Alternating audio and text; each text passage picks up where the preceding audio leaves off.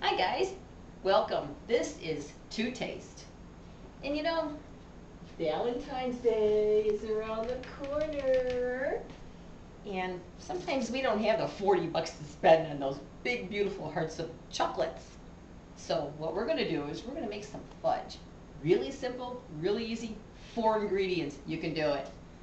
You start out cold pan, cold non-stick, 1 can of sweetened condensed milk. Sweetened condensed milk, not evaporated. I'm going to pour it into the pan. No flame yet, because what we're going to do is warm the milk. We don't want to cook it. And it's something where you have to stand near the stove. You can't really walk away from it, because otherwise when you put your chocolate in, your chocolate chips, you might end up cooking your chocolate and then you got to start all over again. So we don't want to do that. I've been there. So we're going to start warming the milk. Kind of like a medium heat like that. And we're just going to move it around the pan. We just want it warmed enough so it will melt the chips. We have 1 teaspoon of vanilla that we're going to put in last. Salt, we only need a little sprinkle, like a pinch of salt.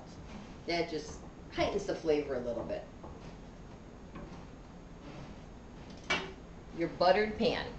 Margarine, butter, or vegetable shortening. No oil. Only those. You just want to grease it all over. Put a little bit on wax paper and smooch it all over the place. Now I can already tell that the milk is starting to heat up.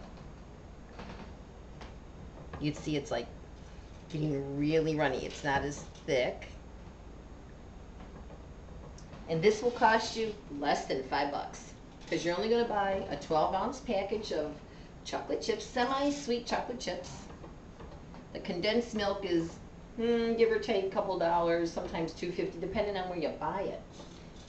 You can get it at, like, dollar store. They charge maybe like $1.59 or something like that. Vanilla, most people have vanilla in the house. It's no big deal. Okay, now we're going to be pouring in our chocolate chips. And you just want to keep moving it around till all the chips melt. Now if you feel that it's starting to stick, we're going to lower the heat a little bit because we don't want it to cook. And to this, we're just going to make plain fudge today, but you can add walnuts, chopped pecans, almonds, pistachios would be nice, hazelnuts. If you like peanut butter, 2 tablespoons of peanut butter, or you could get maybe, if you want to put about ½ a cup to 3/4 of a cup of peanut butter chips. Mint chips are really good in this. You only need like ½ a cup of mint chips because that's some powerful stuff. Now you see how it's starting to melt? And I know it doesn't look appetizing right now, but it will. It's coming together. And if you have a rubber spatula, sometimes if you want to use, a wooden spoon, might be a little easier to swoosh it around the pan, which is what I'm going to switch to now, my wooden spoon, but we will keep the spatula handy. And you just gently want to keep stirring it till everything is melted. And look, it didn't take long at all. Not even a few minutes. Then what you're going to do is when you're done, you're going to pour it in your pan. And either you could keep it on these, like your cold burners, or put it on a cookie racks because you want it to cool off. And then once it's cooled off thoroughly, you're going to put it into the fridge. And you can leave it there about an hour or so. Then you can, when you take it out, you could cut it into squares. Or if you have really cute little heart-shaped cookie cutters, you can cut them out in little heart shapes. And if you want to make it really nice, go to one of those dollar stores. You could get a Valentine box, fix it up, or you can get a Valentine tin. They sell those little tins, those cookie tins or candy tins. and layer it in there. Each layer in between, though, put a piece of wax paper so all the fudge doesn't stick onto each other. Now look at that, it's starting to look much better. Now we're going to be pouring the vanilla in.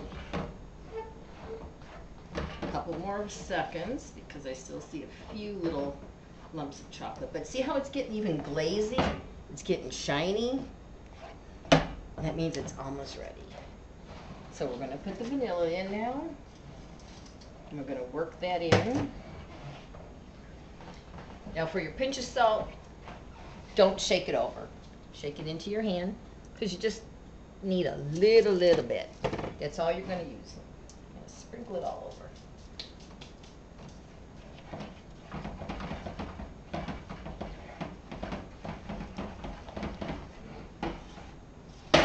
So you got sweets for the sweets. It's a nice treat. The fudge tastes really good. And we're done. You can see that didn't take hardly any time at all. Look at how nice that fudge is.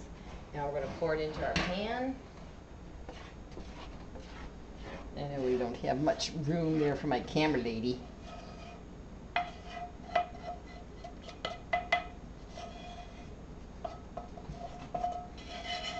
We'll try and get all of that whenever we can into our little cookie sheet here. The only other thing I can suggest is if you have, like, some people have these silicone sheets, and that might work out really good too if you want to put that in your pan. I don't have one. Everything's old-fashioned in my kitchen. That's the way we like it. I did try buttered wax paper. It stuck. I tried buttered foil. That stuck. So I figured, well, just might as well go with a buttered cookie sheet and have it at that.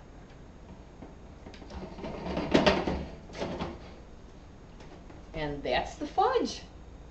Isn't that cool? Less than 10 minutes. Really good stuff. So, make this for your sweetheart. You won't have to spend lots of money. Buy a nice little card and maybe a little stuffed animal. Now we're going to let this cool off, and then when we're ready, we'll cut it into little squares, or like I said, if you got a cookie cutter, that'd be nice little heart-shaped cookie cutters. Well, hope this makes your sweetheart happy. Bye guys, we'll see you next time. Remember, life is good and sweet.